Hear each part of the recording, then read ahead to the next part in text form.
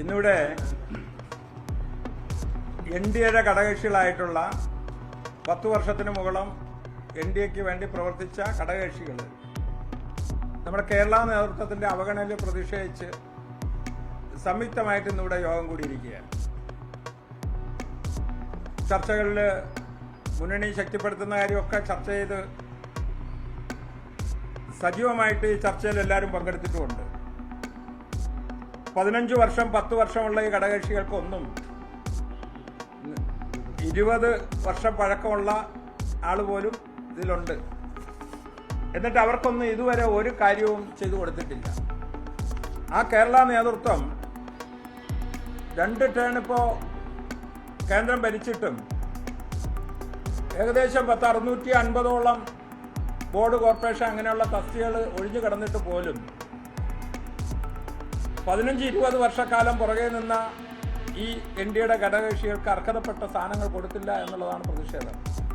ഇന്ന് ഞങ്ങൾ സംയുക്തമായി കൂടി കടുത്ത തീരുമാനങ്ങൾ എടുക്കുമെന്നുള്ള ബോധ്യം വന്ന സമയത്താണ് ഇന്ന് ജാവേക്കർ ഇപ്പോൾ ഞങ്ങളുടെ മീറ്റിംഗ് സമയത്ത് ഡൽഹിയിൽ നിന്ന് വിളിച്ചിരുന്നത്. 15 ദിവസത്തെ സമയമാണ് കേന്ദ്ര നേതൃത്വം നമ്മളുടെ ആവശ്യപ്പെട്ടത്. 15 ദിവസം പ്രധാനമന്ത്രി ഉൾപ്പെടെയുള്ള ആളുകളെ നേരിട്ട് കാണാനും ഈ നേതൃത്വമായിട്ട് ചർച്ച ചെയ്യാനും അവർ തയ്യാറാണ് എന്ന് പറഞ്ഞ് കേന്ദ്ര നേതൃത്വം വിളിച്ചിരുന്നു. ഈ ഘടകകക്ഷികളെ വിശ്വാസത്തിലെടുക്കാതെ ഓരോ തെരഞ്ഞെടുപ്പ് കഴിയുന്ന സമയത്തും പാർട്ടിയുടെ വിലയിരുത്തൽ നടത്തിയതിനു ശേഷം BJP മാത്രമാണ് വിലയിരുത്തുന്നത്. ഘടകകക്ഷികൾക്ക് ആ തീരുമാനങ്ങൾ അറിയില്ല.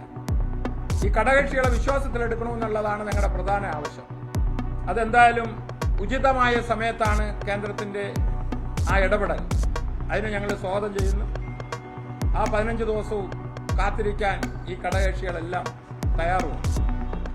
ആകപ്പാടെ മൊത്തം 7-8 ഘടകകക്ഷി ഉള്ളതിൽ 5 പേരും ഇതേ അഭിപ്രായമാണ്. ഇനിയും അഭിപ്രായമുള്ളവരുണ്ട്. ഞങ്ങൾ ചിലരെ വിളിച്ചിട്ടില്ല. ഇപ്പോൾ BDS നമ്മൾ അറിയിച്ചില്ല. അതുപോലെ ഇപ്പോൾ 1 മാസം കൊണ്ടൊക്കെ വന്ന ചില ഘടകകക്ഷിയുണ്ട്. അവരെയൊന്നും നമ്മൾ അറിയിച്ചില്ല. അവർക്കൊന്നും വലിയ അവഗണനയില്ല. 20-15 വർഷമുള്ള ഈ ഇരിക്കുന്ന ആളുകൾക്കാണ് അവഗണന. ഈ കേരള നേതൃത്വം പൊതുവെ ഒന്ന് വിശ്വാസത്തിലെടുത്ത് കാര്യങ്ങൾ ചെയ്തിരുന്നെങ്കിൽ ശക്തമായിട്ട് ഈ പാർട്ടി ഇവിടെ ഭരണത്തിലേക്ക് വരുവാൻ വേണ്ടിയിട്ട് മുമ്പോട്ട് പോകാൻ കഴിയും. ഞങ്ങൾ തന്നെ ഇന്ന് വിലയിരുത്തിയ സമയത്ത് ഘടകകക്ഷികളുടെ ഇവിടെ ഈ മുന്നണി ശക്തിപ്പെടണമെന്ന് വിലയിരുത്തിയ സമയത്ത് ഒരു സഹകരണത്തോടു കൂടി BJPയുടെ സഹകരണം കൂടി കിട്ടിയാൽ പഞ്ചായത്ത് തെരഞ്ഞെടുപ്പ് പോലെ എല്ലാം നമുക്ക് പിടിച്ചെടുക്കാൻ കഴിയും.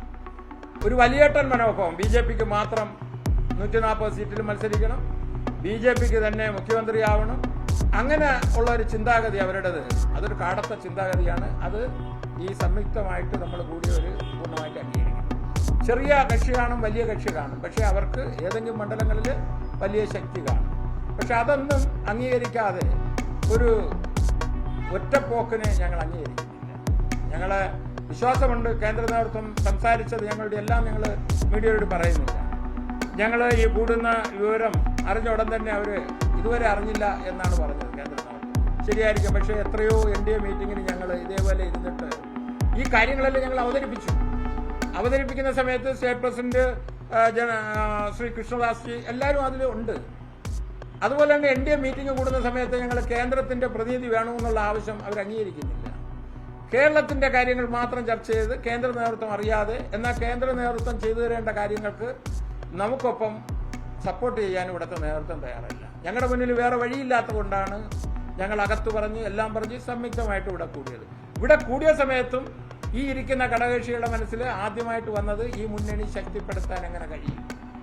അങ്ങനെ ചർച്ച ചെയ്യുന്ന സമയത്ത് BJPയുടെ വലിയേട്ടൻ മനോഭാവം മാറിയാലേ നമുക്ക് ഇത് ശക്തിപ്പെടുത്താൻ കഴിയൂ എന്നാണ് നമ്മൾ തീരുമാനിച്ചിരിക്കുന്നത്. കേന്ദ്ര നേതൃത്വം 15 ദിവസത്തിന് ശേഷമുള്ള ഈ ചർച്ചയ്ക്ക് ക്ഷണിച്ചതിനെ സ്വാഗതം ചെയ്യുന്നു. ആ ചർച്ചയ്ക്ക് സംയുക്തമായിട്ട് ഈ എല്ലാ ഘടകകക്ഷികളുടെ നേതാക്കൾ പങ്കെടുക്കാനും തീരുമാനിച്ചു.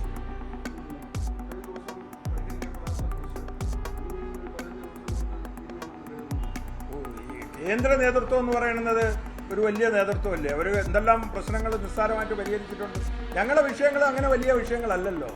10-20 വർഷം കൊണ്ട് ഒരു ഘടകകക്ഷിയായിട്ട് നിൽക്കുന്ന സമയത്ത് അവർക്ക് വിവിധ മേഖലകളിൽ ചെറിയ പ്രാതിനിധ്യം അങ്ങനെയുള്ള വലിയ വിഷയങ്ങളാണ്. അല്ലെ നമ്മൾ സമ്പത്തൊന്നും ചോദിക്കുന്നില്ല.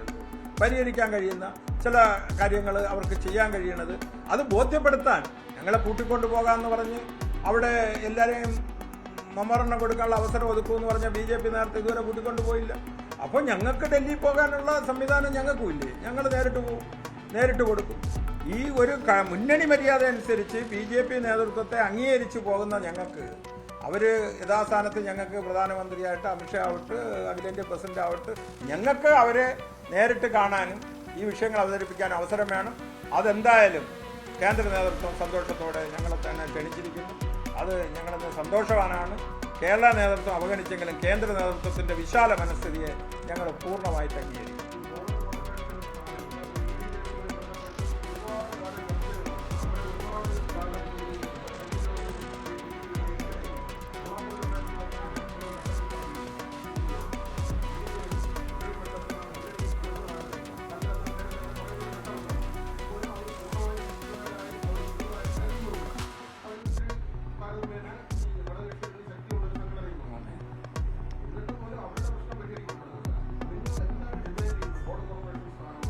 ഇല്ല ഇല്ല ഇല്ല ഞങ്ങളെ സംബന്ധിച്ച് ഞങ്ങൾ പർട്ടിക്കുലർ ഇന്ന ബോർഡ് വേണമെന്ന് ആവശ്യപ്പെടുന്ന ഒരു ഘടകകക്ഷി ഇതിലില്ല.